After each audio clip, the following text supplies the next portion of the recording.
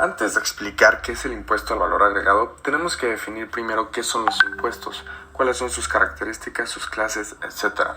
El Código Fiscal de la Federación establece que impuestos son las contribuciones establecidas en la ley que deben pagar las personas físicas y morales que se encuentren jurídica o de hecho prevista por la misma, excepto por las aportaciones de seguridad social, contribuciones de mejoras y derechos.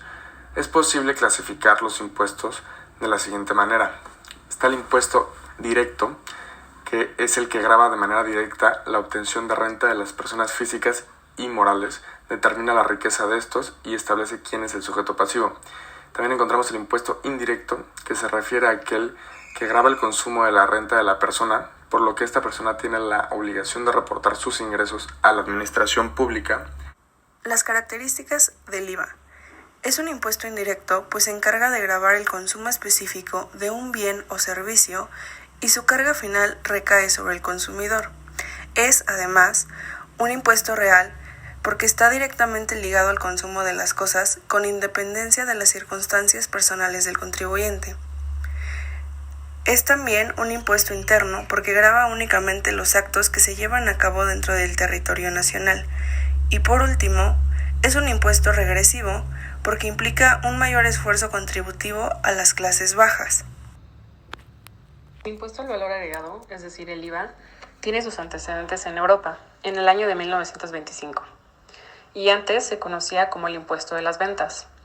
Este impuesto era aplicado cuando se cubría un impuesto sobre otro impuesto de la misma naturaleza, lo que se conocía como una imposición acumulativa.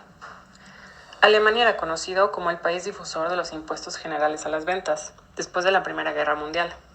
Pero posteriormente, en el año de 1954, Francia transforma este impuesto, por lo que pasa de ser conocido como impuesto a las ventas a conocerlo como el impuesto al valor agregado, es decir, el IVA.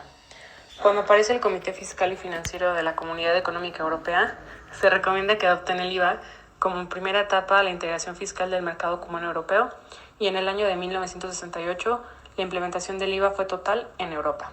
Los antecedentes del IVA en México. En los años 70, la mayoría de los países del mundo ya había implementado el impuesto al valor agregado. Sin embargo, en México era uno de los pocos países que aún no lo implementaba. Surge el 22 de diciembre de 1978 y entró en vigor hasta el 1 de enero de 1980.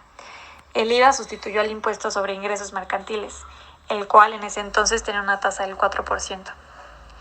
La historia del IVA comenzó en enero de 1980, a 3 años del comienzo del sexenio del presidente José López Portillo, y en ese entonces la tasa era del 10% en general y a los alimentos no se les aplicaba dicho impuesto. Hay ciertos productos que exentan la aplicación del gravamen, como por ejemplo medicamentos, agua no gaseosa o compuestas, vegetales que no hayan sido industrializados, joyería, libros y revistas. En las compras se calcula de diversas maneras. O sea que no en todas las compras existe un subtotal y un total a pagar. El subtotal se refiere al pago del producto o servicio sin la tasa del IVA.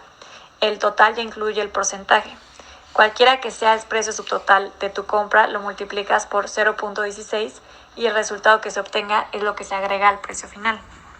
En conclusión de nuestro trabajo, podemos obtener que el comercio exterior necesita de las cuotas compensatorias, es decir, de aquellas que se aplican a las mercancías importadas en condiciones de discriminación de precios o de subvención en su país de origen, conforme a lo establecido en la presente ley para poder ser desarrollado de manera económica. He ahí la importancia del IVA, como lo hemos mencionado a lo largo del trabajo, ya que el comercio, hoy el día, tiene una gran importancia de todas las naciones que lo practican, pero gracias a su gran importancia necesita ser regularizado por medio de impuestos. Si no fuera por el IVA, el impuesto cuya finalidad es gravar el consumo, no se encontraría el consumo del valor añadido.